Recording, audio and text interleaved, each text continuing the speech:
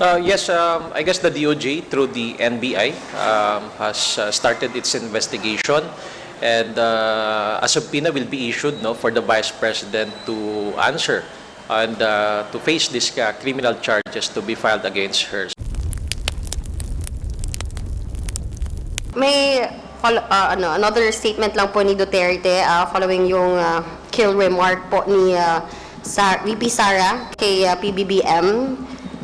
Her dad, PRD said, kasuhan nyo na lang si Inday, hindi naman makulong yan. Hindi talaga magpapakulong yan. Kung ipapatay mo yan, uuwi yan ng Davao.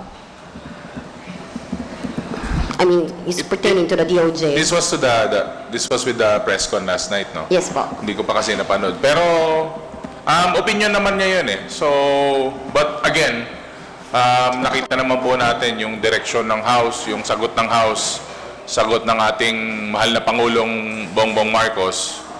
They are treating this with all seriousness. Kaya kung ano man yung laro-laro na naman, play with words, o kaya yung sinabi nilang kasuhan, then titignan po natin sa mga susunod na araw kasi hindi naman po, wala naman po sa kamay ng Kongreso yan. Ang ginagawa po ng Kongreso ngayon, hinahalungkat po natin yung katotohanan, hinahanap po natin yung katotohanan dito sa ating mga hearings sa good government, saka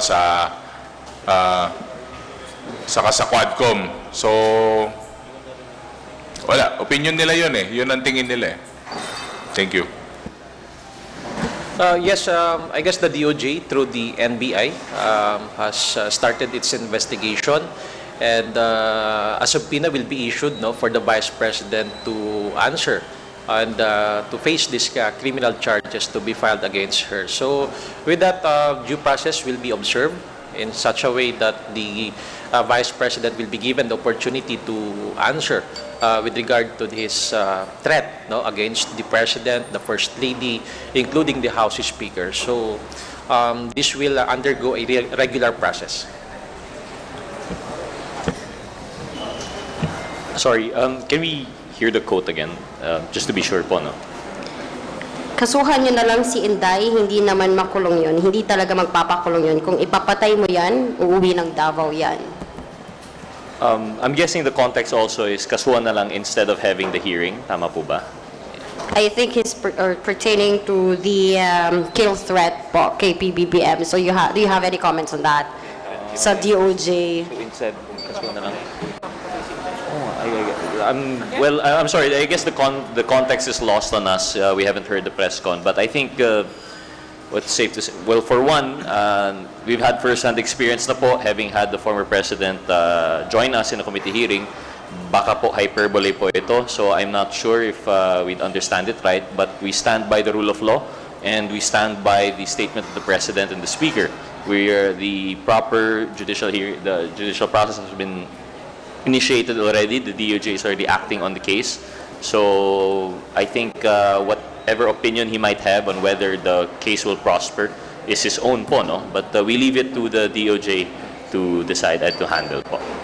Anything you would like to add na lang po on how the former president po is handling this? And, you know, another lawmaker has also mentioned about, yun nga po, kung si Noy before, hindi po nakikialam or not saying anything about the Duterte administration during the drug war. Pero nga po si Duterte, seemingly, he's sowing discord po ngayon sa admin ni Marcos.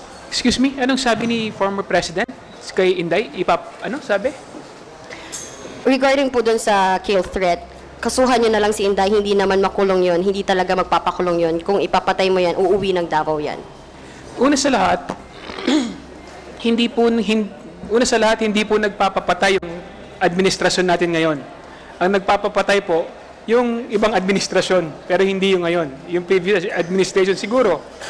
Pero yung administrasyon ngayon, we follow the rule of law, no? Talagang gusto natin na maayos, tahimik, at meron tayong sinusundan na batas at binibigyan natin ng hustisya, no?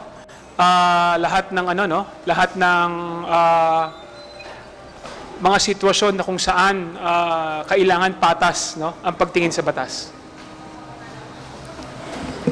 Last na lang siguro, based dun sa quote kanina, parang dina-downplay na parang ganito na lang gawin nyo, ganito ganyan, ganito ganyan. Parang nilalighten lang nila yung seriousness ng mga threat na ginawa. Pero alam naman natin kasing lumang tugtugin na yan. Alam na ng tao yan, sobrang lumang tugtugin na yung style na ganyan. Hindi na gumagana. And just to add, no, just to be clear, wala hong threat or balak na ipapatay ang ating pong Vice Presidente. Kaya hindi ko din po maintindihan kung bakit nabanggit po yun ni PRRD.